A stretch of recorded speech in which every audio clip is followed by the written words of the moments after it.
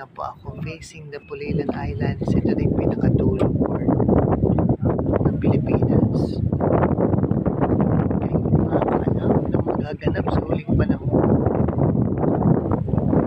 Kayo po ang nagtakda ng kaganapan sa aming bansa, hindi lang sa aming bansa, kundi sa kaganapan sa buong mundo. All of these are your inheritance, O Lord God. At kayo may sigalot between China and Taiwan. Lord God, naiipit po kami dahil malapit lang sa amin ang bansang may kaguluhan. Ipinapala na kayo nahanap ng mga angels of protection will fight for us, O Lord God. At makiisa ang lahat ng inyong mga istasyon, ng inyong mga nilikha dito sa Pilipinas. Ang mga nakatira dito upang lahat sila'y magkaisa, itulungan, iligtas, ipagtanggol ang aming bansa. O Lord, kayo nakakaalam na lahat. You know what to do, and my eyes are upon you. Let me just hear to blow the shofar. Upang tumawag ng inyong tiyak. Tawagin ang lahat na dapat tawagin. Ang inyong mga anghel sa langit. Ang inyong mga bantay sa lupa. Ang mga tao.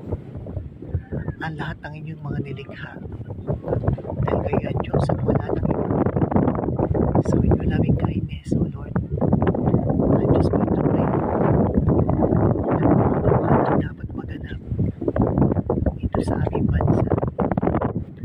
Kayo po ang magtatalaga. Kayo po ang gagawa ng paraan. Kayo po ang magtatanggol. Kayo po ang gagawa according to your perfect will, because ang lahat ng ito ay sa inyo. At kami ay mga nakikitira lamang sa mundong inyong nilikha. Sa blow the shofar, kayo na po bahala sa amin. Nandito lang po ako susunod upang isimbolo ang paghudyat ng inyong pagbabalik. Sa ngalan ni Yeshua HaMashiach, Ora Olam, the light of the world, O Israel, the glory of Israel, Ari Yahud, and the lion of the tribe of Judah. Amen.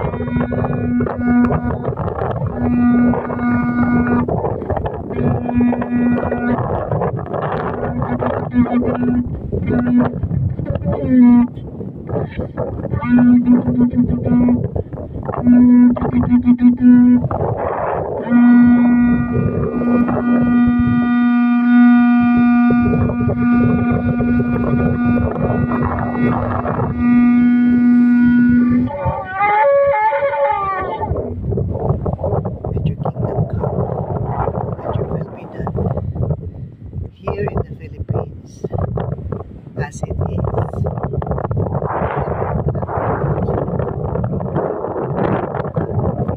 sa amin. Inyo po ito.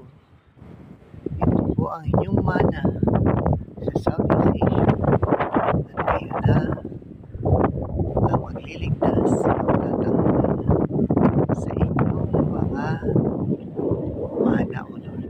Maraming salamat po in Yeshua HaMashiach's name.